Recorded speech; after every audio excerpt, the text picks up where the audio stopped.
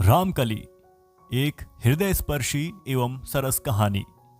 प्रतिष्ठित कथाकार शैलेश मटियानी का रोचक उपन्यास, जिसमें एक अद्भुत चरित्र की नारी और एक असीम सहनशील पुरुष की अपूर्व मर्म स्पर्शी कथा है। इस सरस उपन्यास में दाम्पत्य जीवन का अनोखा चित्रण हुआ है। रामकली कमला पहलवान के तबेले की तरफ निकलना ही चाहती थी कि उसे हरगुन पंडित दिखाई दे गया। सिर पर झब्बर सी चुटिया, माथे पर अल्पना सी सुंदरता में रचा हुआ त्रिपुंड, गाढ़े की सिलाईदार बंडी और उससे काफी नीचे लगभग घुटनों के ऊपर तक पहुंची हुई गहरे बासंती रंग की जनेऊ, पतली किनारी की सूरजमुखी धोती एड़ियों तक लहराती हुई और ऐसी उजली जैसी राय साहब बेनी प्रसाद वालों के घर में पहनी जाती है। पंडित ने अचानक ही उसकी ओर देखकर स्वस्ति बांचनी की सी मुद्रा में "कहो रामकली, कैसी हो?" पूछ लिया तो वो चौंक उठी। अपने चौंक उठने की वजह स्वयं उसे समझ में नहीं आई। सर्दियों की सुबह की तत्काल शुरू होती हुई धूप में हरगुन पंडित का भरावदार चेहरा काफी भव्य लग रहा था। रामकली को अचानक ही याद आया कि पहले जब उसका पिता किसना मथुरा में रहता था, कभी कभार वो अपनी ताई मौसियों में किसी के साथ द्वारिकाधीश जी के मंदिर जाया करती थी। तब उसकी उम्र क्या रही होगी? शायद लगभग 12-13 वर्ष, क्योंकि ये 26वां लगा है और मथुरा से यहाँ इलाहाबाद आए 12-13 साल से कम क्या हुए होंगे। बचपन और किशोरावस्था की स्मृतियां हथेली पर की रेखाओं की तरह कभी मिटती नहीं हैं, निरंतर ज्यादा गहरी होती जाती हैं। रामकली को अच्छी तरह याद आ रहा है कि द्वारिकाधीश जी के मंदिर में द्वारिकाधीश जी की प्रतिमा के बाद अगर कोई चीज मोहक लगती थी तो वो थी वहां के पुरोहितों की दिव्य वेशभूषा। वैसी राजसी वेशभूषा कहीं बाहर देखने को नहीं मिलती थी। आंखों को पुरोहितों का वेश और सुदीर्घ गोरे शरीर बिल्कुल बांध से लेते थे। उन्हीं में एक कम उम्र के महाराज भी थे। अंदाज से 15-16 वर्ष उनकी उम्र रही होगी। इस वक्त हरगुन पंडित को देखकर एकाएक उस छोटे महाराज की याद क्यों हो आई होगी रामकली को। अपने भीतर की स्मृतियों में ही रहते हुए रामकली ने धोती का पल्ला सिर पर थोड़ा सा आगे कर लिया। "पाए लागो हरगुन पंडित, लगता है गंगा जी से लौटे हो। हाँ, ये माघ का महीना है ना रामी, इस महीने गंगा जी नहाने का बड़ा पुण्य होता है। लो थोड़ा आचमन कर लो। ओम हर हर हर, जय गंगा मैया।" रामकली को स्वयं यह ध्यान नहीं था कि अपनी बात कहने से लेकर हरगुन पंडित की बात सुनने तक में वो लगातार मुस्कुराती रही है। हरगुन पंडित ने कहा, "तुम तो रामकली देवी की प्रतिमा की तरह सदैव प्रसन्न ही दिखाई देती हो। बसंतुआ बड़ा भागवान निकला।" हरगुन पंडित समर्पित मुद्राओं वाला आदमी है। अपने आगे पीछे कोई है नहीं, बस्ती वालों से ही घरापा है, सबसे आत्मीयता बनाए रखता है और विनोदी भी है। रामकली से भी मजाक करता है अक्सर, खास तौर पर बसंता और कमला पहलवान को लेकर।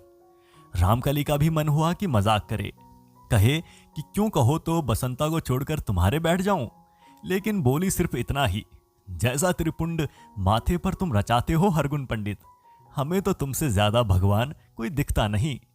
सो तो ठीक है, जय गंगा मैया।" कहते हुए हरगुन पंडित आगे बढ़ गया।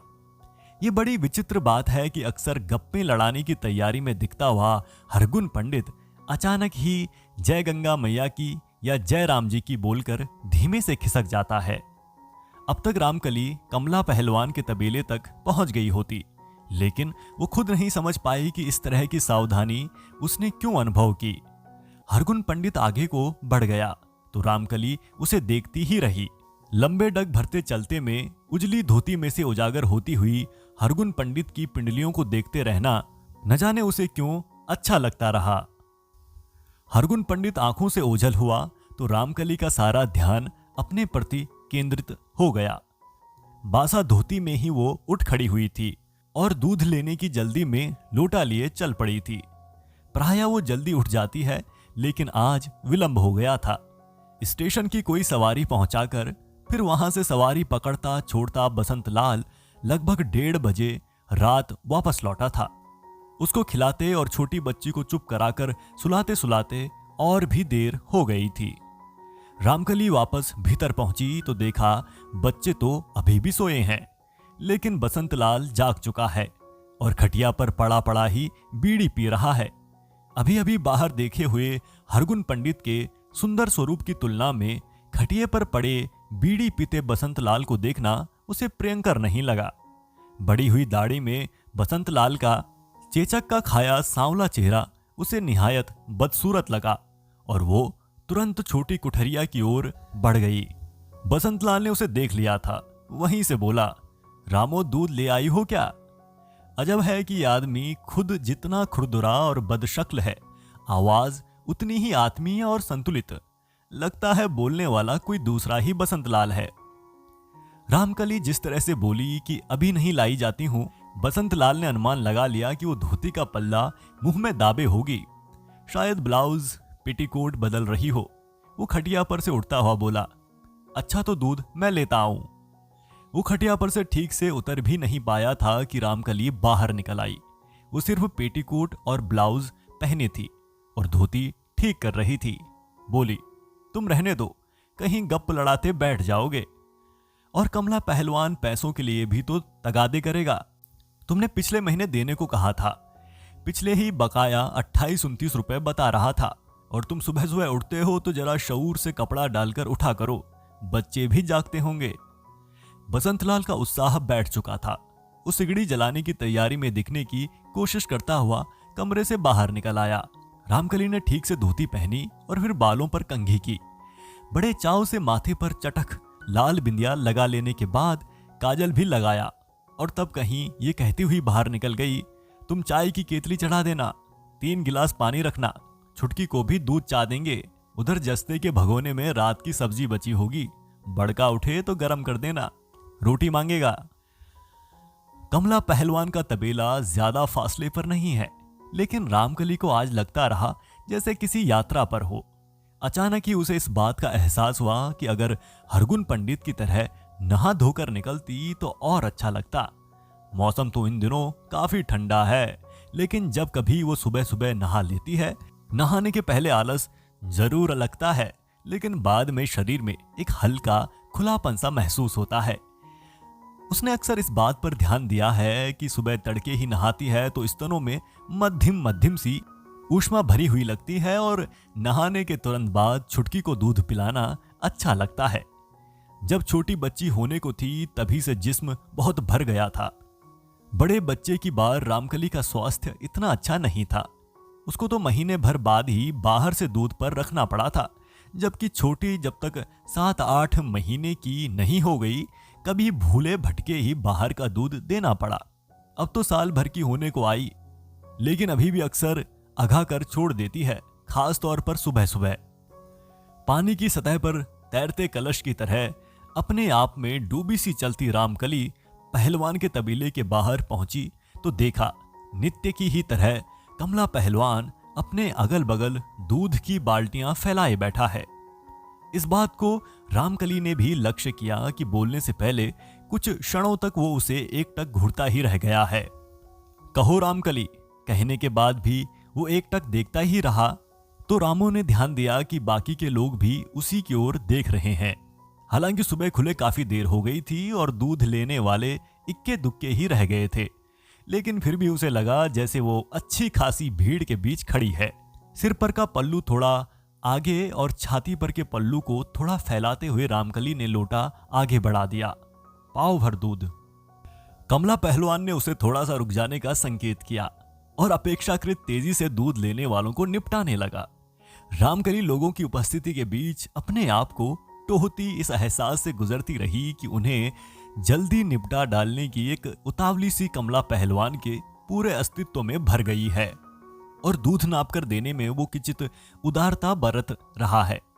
ग्राहक जा चुके तो कमला पहलवान ने पास खड़े नौकर को भी चूनी भूसी संभालने के बहाने कोठरी की तरफ भेज दिया और अब उसके चेहरे और आंखों में इत्मीनान झलकने लगा।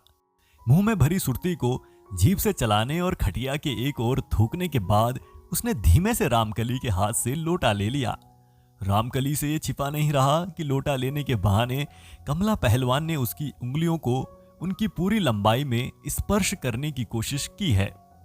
अनायास ही रामकली के चेहरे पर एक ऊष्मा भर आई और ये साफ साफ वो खुद ही नहीं समझ पाई कि ऐसा नारी सुलभ संकोच के कारण हुआ है, कमला पहलवान के लोटा लेने के ढंग के प्रति ऐतराज की खीज में हुआ है, या कि एक निहायत अमूर्त किस्म की ही सही उसके आकर्षक औरतपन के प्रति कमला पहलवान के उतावलेपन की रोमांचकता की भूमिका भी है इसमें। लोटा देने को शायद वो भी थोड़ा सा झुकी होगी। उसने अपनी दुविधा में से उबरने की आवश्यकता अनुभव की और आवाज को काफी संतुलित करते हुए कहा, रतन के बाबू ने कहा है पैसा जल्दी ही दे देंगे। अब माघ मेले की सवारियां उठाने लगे हैं, कह रहे थे बड़ी रकम हो गई है, 2-4 करके क्या दें। तू भी कहां सुबह सुबह लेना देना लेके बैठ गई है रामकली। 25-30 की रकम भी ससुरी कोई जिंदा रकम है। इतने का तो मेरी एक ही भैंस एक वक्त के पिन्हाने में छोड़ती है। तू आज आकर खड़ी हुई तो मैं तेरे हाथ का लोटा कहां देख पाया।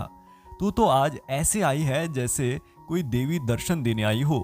खड़ी क्यों हो, तनिक बैठ क्यों नहीं जाती। कमला पहलवान ने हथेली से खटिया का एक कोना थपथपाते हुए कहा।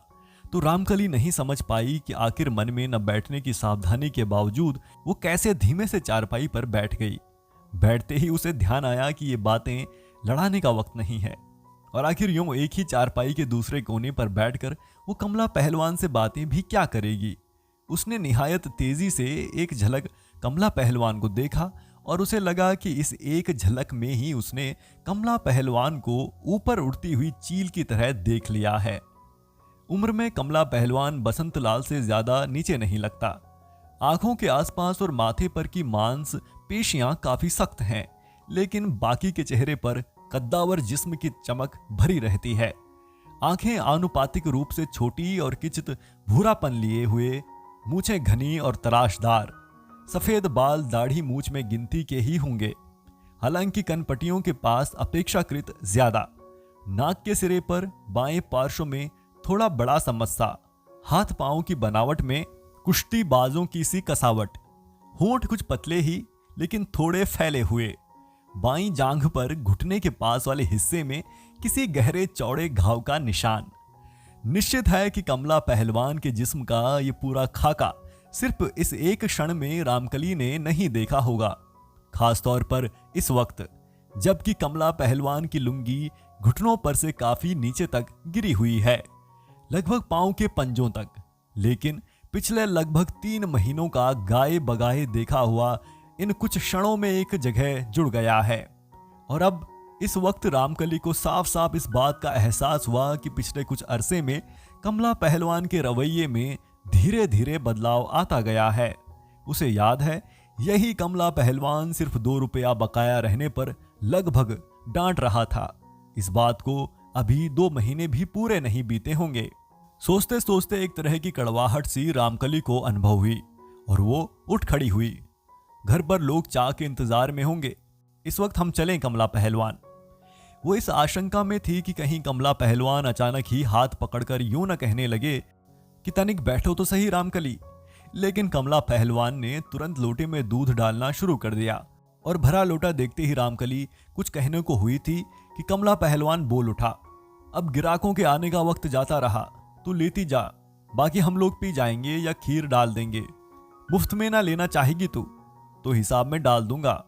और कमला पहलवान के हंसे बोले का बुरा न मानना, इस जिंदगी में आदमी के हंस बोल लेने के अलावा और कोई सच्चा सुख है नहीं रामकली। आदमी के भीतर की ठंड बातचीत से ही कटती है। आज तो तू सचमुच ऐसे वेश में चली आई कि संतोषी माता का रूप याद आ गया। तू कभी संतोषी माता का व्रत रखती है कि नहीं?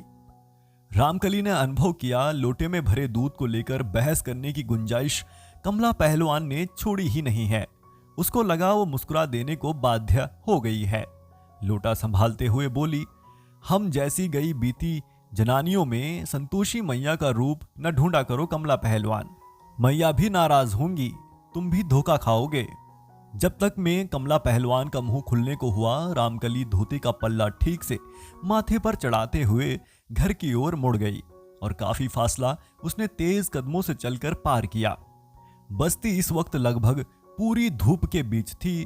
अपनी संपूर्ण निर्द्वंदता में घूमते हुए कुत्ते ठंड के पूरी तरह से दूर हो चुकने की प्रतीति करा रहे थे।